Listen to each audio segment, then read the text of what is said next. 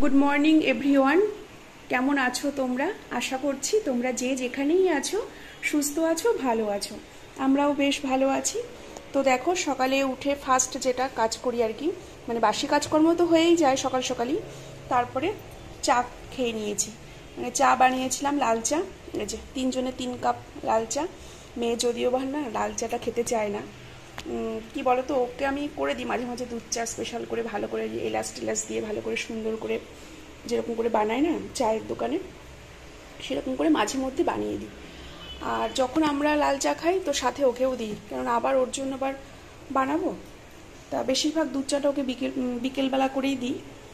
আর এদিকে ভাতও বসিয়ে দিয়েছি, ভাত আর ডাল দুটো দুদিকে বসিয়ে দিয়েছি। এই যে এখানে ভাতের মধ্যে দিয়েছি আলু, দুটো আলু হাতে দিয়েছি। আর এখানে মুসুর ডাল, এই যে মুসুর ডাল সেদ্ধ দিলাম, মুসুর ডালটা সেদ্ধ হোক, ভাতটাও হতে থাক। আর তোমাদের দাদাভাইকে পাঠালাম বাজারে গেছে। আর এই বিছানাটা গোছানো হয়ে গেছে। আর এখন ওই ঘরে যাব, ওই ঘরে বিছানাটা এখনো গোছানো হয়নি। আর দিদি এসেছিল, দিদি এসে বাসন মেজে ঘরদোর সব ঝাড়পোছ করে দিয়ে গেছে। মানে ঘর ঝাড়টা আমি দিয়ে দিয়েছি, দিদি এসে ঘর মুছে দিয়ে গেছে। কিন্তু এই ঘরে বিছানাটা এখনো গোছানো হয়নি। এই ঘরে বিছানাটা গোছাবো। আর ততক্ষণে তোমাদের দাদাভাই আসুক বাজার থেকে, কি আনে দেখি। যদিও বা বলে দিয়েছি যা যা জিনিসের আমার দরকার, সব বলে দিয়েছি। আজকে সেরকম বেশি কিছু একটা আনতে না করলাম। আর এদিকে ঠাকুর ঘর পরিষ্কার করতে হবে। কালকে তো লোকনাথ পুজো ছিল বাড়িতে, মানে লোকনাথ পুজো দিয়েছিলাম, তো অনেক কাজ আছে আজকে, জানো তো। ঠাকুর ঘরটা কালকেই পরিষ্কার করে রেখেছি। আর বাসন আছে, অনেক বাসন আছে। এই যে সব বাসন এখানে জড়ো করে রেখেছি। ভোগ রান্না হয়েছিল তো, কড়াই, খুন্তি, ঠাকুরের এমনি ছোট ছোট বাটা গ্লাস সবই জমানো আছে। ফার্স্ট যেটা করব, মানে আগে রান্নাটা হয়ে যায়, গ্যাস ওভেনটা ভালো করে পরিষ্কার করব। পরিষ্কার করে এটাকে যেখানে থাকে সেখানে রেখে দেবো। আর বাসন কটাও মাজবো, ঠাকুর ঘরটাও মুছবো। আগে ভাত ডালটা নামিয়ে দিই, কেননা তোমাদের দাদাভাই খেয়ে আবার বেরোবে তো, ওই জন্য আগে ভাত ডাল আলু সেদ্ধটা দিয়ে দিলাম। এইটুকুনি হলে পরে ও অন্তত খেয়ে বেরোতে পারবে। তারপরে আমি আস্তে আস্তে সারাদিনের যা কাজ আস্তে আস্তে করতে থাকবো, তাই না? তো চলো, সাথে থাকো, সঙ্গে থাকো। আশা করছি আজকের ভিডিওটা তোমাদের খুবই ভালো লাগবে। এই যে বিছানা সুন্দর করে টিপটপ করে একদম গুছিয়ে নিয়েছি, ঠিক আছে। এই যে জানলাগুলো খুলে দিলাম, লাইট অফ করে দেবো। আর আজকে দেখছি ওয়েদারটা কিন্তু বেশ ভালোই, রোদ উঠেছে। আর তোমাদের দাদাভাইও চলে এসছে বাজার থেকে, চলো দেখি কি আনলো। চাল কুমড়ো দেবো ডালে, চাল কুমড়ো দিয়ে ডাল করব। আর বেগুন ভাজবো একটুখানি, মানে এখনকার খাওয়ার মতো, মানে সকালে আর কি খাওয়ার মতো কথা বলছি। দুপুরে তো মাছ এনেছে, মাছের ঝোল হবে দুপুরবেলা। আগে তোমাদের দাদাভাই ডাল দিয়ে আর আলু সেদ্ধ আর বেগুন ভাজা দিয়ে খেয়ে যাক। আর এখনকার বেগুনের যা দাম, প্রচণ্ড দাম এখন বেগুনের, কিন্তু বেগুনটা খুব সুন্দর, দেখো ফ্রেশ। তো ডালের সঙ্গে বেগুন ভাজা হলে কোনো কথাই নেই, মেয়ের আর ওর বাবার দুজনেরই। সকাল থেকে কি সুন্দর রোদ উঠেছিল, আবার মেঘলা এই হচ্ছে, জানো তো। এই রোদ, এই মেঘলা, এই বৃষ্টি, মানে সেই চৈত্র মাসের শেষের থেকে শুরু হয়েছে এরকমটাই হচ্ছে। কি জানি পুজোর সময় এবারে কি হবে, পুজোটা নিয়ে চিন্তা, জানো তো। এখন যত পারুক বৃষ্টি হয়ে যাক, কোনো অসুবিধে নেই, কিন্তু যদি দুর্গাপুজোর সময় এরকম বৃষ্টি হয় কেমন লাগে তখন বলো তো মনটা। তা আমি না কাজ করি আর ভাবি, আমার মেয়েও বলে, মা এখন বৃষ্টি হচ্ছে হোক, পুজোর সময় যদি বৃষ্টি হয় কি হবে। যদি বৃষ্টি হয় হলে আর কি করার আছে, তাই না? বৃষ্টির উপরে তো মানুষের হাত নেই, মানে বৃষ্টি বলে রোদ বল, প্রকৃতির উপরে মানুষের হাত নেই, তাই না? যা হবে মেনে নিতে হবে, মনে দুঃখ নিয়ে ঘরে বসে থাকতে হবে আর কি।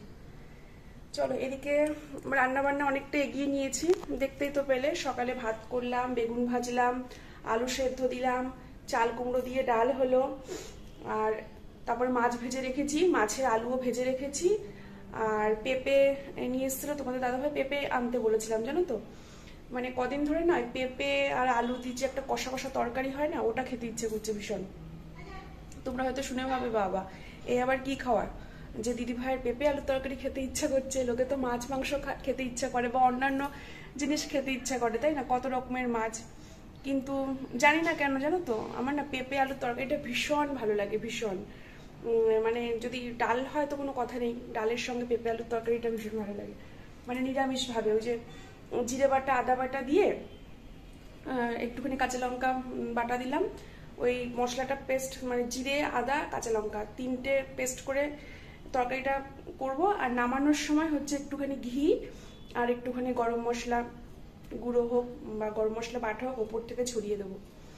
হেভি লাগে খেতে, তোমরা খেয়ে দেখো। নিরামিষ দিনে বিশেষ করে এটা ভীষণই একটা ভালো রেসিপি।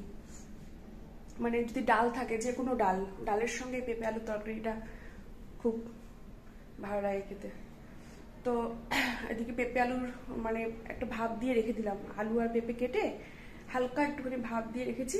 এখন তরকারিটা করব আর মাছের ঝোলটা করব, এই দুটো করলেই হয়ে যাবে। আর এদিকে তারপরে তোমাদের দাদাভাই তো খেয়ে বেরোলো, ও মাছ এনে দিল, মাছটা ধুয়ে নুন হলুদ মেখে ভাজাও হয়ে গেছে। আর ঠাকুরের বাসন বললাম না অনেকগুলো ঠাকুরের বাসন ছিল, সেই নাইটি টাইটি আবার চেঞ্জ করলাম, নাইটি চেঞ্জ করে পুরো গলা পর্যন্ত ধুলাম, ধুয়ে ঠাকুরের বাসনগুলোকে মাজলাম। কেননা যদি রান্নাবান্না একদম পুরো কমপ্লিট করে রেখে যদি ঠাকুরের বাসনগুলো মাজতাম না, অনেকটা লেট হতো। আর ভাবলাম যে থাক, আগে ঠাকুরের বাসনটা মেজে রাখি, তারপরে একটুখানি রান্না বাকি তো ওটা পরেই করব। তো এতগুলো কাজ হলো। আর খাওয়ার পরে অনেকগুলো, দেখো কেমন মেঘলা মেঘলা, খাওয়ার পরে অনেকগুলো বাসনও জমেছিল, সেই বাসনগুলো মাজলাম। তো দিদি তো সকালবেলায় বাসন টাসন হয়ে চলে গেছে। তারপরে আমার রান্নার পরে যে কটা বাসন ছিল, সকালে খাওয়ার পরে যে কটা বাসন ছিল, সব কটা বাসন মাজলাম। অনেকগুলো বাসন হয়েছিল না তো। এই যে যত ঠাকুরের বাসন ছিল সমস্ত বাসন এই যে ধুয়ে মেজে একদম পরিষ্কার করে রেখেছি। কালকে এই যে ঠাকুরকে ভোগ দিয়েছিলাম, এটার মধ্যে করে সে আলুর দম করা হয়েছিল, হ্যাঁ, আর পোলাও করেছিলাম এটার মধ্যে করে। তো এই যে কটা বাসন ছিল সব ধুয়ে মেজে একদম রেখেছি। আর এইদিকে হচ্ছে খাওয়ার পরে আর যেটুকুনি সকালবেলা রান্না করেছিলাম তার বাসন, এই যে এক গামলা বাসন, এই বাসনগুলো আমি মাজলাম ঝুড়ি দিয়ে। ছোট একটা বালতি দেখতে পাচ্ছ, এই বাসনগুলো আমি মাজলাম। কি বলতো, অত বাসন না জমিয়ে রাখি না। দিদি তো সকাল সকাল আসে, আর একটা বেলা করেই আসে। ও বেলা যদি আসতো তাহলে অসুবিধা হতো না। দিদির বাড়ি আবার অনেক দূরে, দুবেলা করে আসতে না পারে না। মানে যে কটা বাড়িতে কাজ করে ওই একবেলা করেই আসে। চলো বাকি রান্নাটা করে নিই আর তোমাদের সঙ্গে একটু শেয়ার করে নিই। এই যে পেঁপে আলু যে তরকারিটা করব, হালকা একটুখানি ভাপ দিয়ে জল ঝরিয়ে রেখেছি। আর এই যে মাছ ভাজা হয়ে গেছে, মাছের আলুও ভাজা হয়ে গেছে। এখন একটুখানি ঝোল করব, মাছের ঝোলটা, আর এই তরকারিটা করব, ব্যাস আমার রান্না তাহলে কমপ্লিট আজকের মতো। আর যদি রাত্রে রুটি খায় তো রুটি করতে হবে, পেঁপে আলু তরকারিও থেকে যাবে, মাছও থাকবে, ওই দিয়ে যদি রুটি খায় তো রুটি হবে রাতে।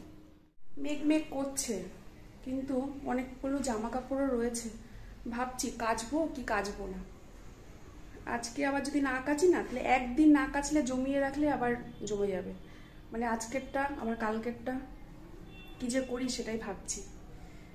তো তোমাদের দাদা ভাইয়ের অনেকগুলো জামা কাপড় রয়েছে, মানে ওর দু তিনটে গেঞ্জি রয়েছে, আমার নাইটি টাইটি আছে, মেয়ে ষষ্ঠীতে পড়ে গেছিল মেয়ের জামা কাপড়, মানে তিনজনেরই আছে। সব সিঁড়ির ওপরে সব একদম রেখে দিয়েছি জড়ো করে।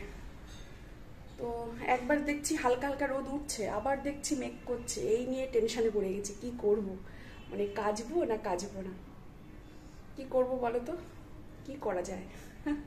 দুমনায় পড়ে গেছি। কেচে আবার যদি বাইরে মেলি না, আবার দেখবো বৃষ্টি নেমে গেছে, তখন আবার তোলো, আবার মানে ঘরের মধ্যে মেলে দাও, এই একটা ব্যাপার। তো দেখি কি করি, কাচি নাকি কি করি দেখি। আর রান্নাবান্না সমস্ত কিছু কমপ্লিট হয়ে গেছে। চলো রান্নাগুলো তোমাদের সঙ্গে এক ঝলক শেয়ার করে, তারপরে রান্নাঘর পরিষ্কারও হয়ে গেছে। রান্না করে রান্নাঘর একদম পরিষ্কার করে নিয়েছি। এখন যদি জামা কাপড়গুলো কাচি, কেচে নিয়ে ঝমাঝম স্নান করে নিই। ঘড়িতে বাজে 1:45। কাচতে কাচতে আমার প্রায় কাচবো, স্নান করবো, পুজো দেবো। পুজো দেওয়া এখনো হয়নি। সব জলের বোতলগুলো সব ফাঁকা ছিল, সব জলের বোতলগুলো ভরলাম। এই যে এখানে করেছি রুই মাছের ঝোল আলু দিয়ে। এই যে আলু দিয়ে রুই মাছের ঝোল হয়েছে। আর এখানে করেছি ওই যে পেঁপে দিয়ে আলু দিয়ে যে তরকারিটা করবো বললাম, সেই তরকারিটা। এই যে আর এই দিকে রেখেছি ডাল। টেবিলটা মুছতে হবে। শসা কেটে রেখেছি এর মধ্যে। আর এখানে যে সকালে যে ডালটা করেছিলাম চাল কুমড়ো দিয়ে, সেই ডাল। এই যে চাল কুমড়ো দিয়ে ডাল। আর বেগুন ভাজা তো সকালেই উঠে গেছে। Good evening friends. তো সন্ধে তো হয়েছে, অনেকক্ষণ হলো। আর এই যে চা খাওয়া হয়েছে। আর এদিকে রয়েছে আম।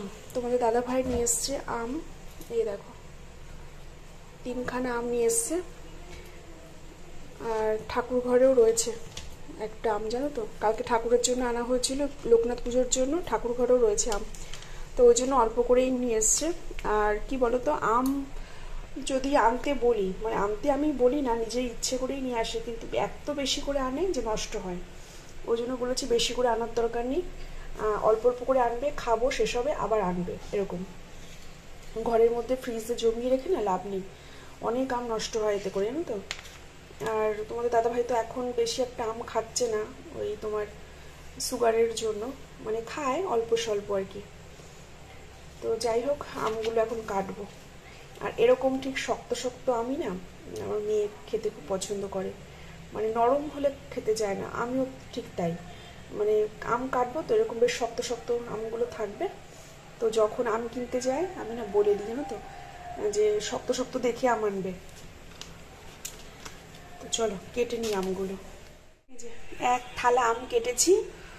ভাত খাবো কম, আম খাবো বেশি, না হলে না আমগুলো শেষ হবে না, জানো তো। তাই তোমাদের দাদা ভাইয়েরও তাই কথা, যে রাতের বেলা না ভাত একটু কম খেয়ে আম একটু বেশি বেশি খেয়ে নেবে, তাহলে আর নষ্ট হবে না। আর আমটা খেতে কিন্তু খারাপ লাগে না, তাই না। আমার মেয়ে না শক্ত আম খাবে, আর ও বলবে হালকা হালকা টক টক যে আমটা, সেটা বেশি পছন্দ করে। আর আম কিন্তু মিষ্টি ভালো লাগে, তাই না, কিন্তু ও একটু টক টক আমটাই পছন্দ করে। আর এইভাবে আমগুলো টুকরো টুকরো করে কেটেছি, তাতে করে কি হবে, এই যে এইভাবে কাঁটা চামচ দিয়ে ধরবো, আর এই যে মুখে ভরবো। এরকম করে আম খেতে দারুণ লাগে, জানো তো। ওই জন্য আমি এরকম করে আম কাটি, মানে এরকম ছোটো ছোটো টুকরো করলে এরকম চামচ দিয়ে গেঁথে মুখের মধ্যে ঢুকিয়ে নাও, আর হাত টাত লাগবে না। তো চলো আম কাটা হলো। আর এই একটা আম রেখে দিলাম, এটা থাক, এটা যদি কালকে সকালে হয়ে যাবে, আবার দেখবে সকালবেলায় শেষ হয়ে গেলে আবার আম নিয়ে চলে আসবে। মানে আম কেনার কোনো ব্যাপারই না ওর কাছে, যতই দাম হোক। যদিও অবশ্য এখন আমের দামটা ঠিকঠাকই আছে, অতটা দাম নেই, কিন্তু অন্য সময় যখন আমের দাম হয় তখনও যদি আম খাওয়ার কথা তুমি বলো না, খুব খুশি হয়, জানো তো। আম কিনতে ওর মানে কোনো অসুবিধা হয় না, খেতেও ভালোবাসে। দুঃখের বিষয় একটুখানি কম কমই খাওয়া হয় এখন, মানে ওর অন্তত।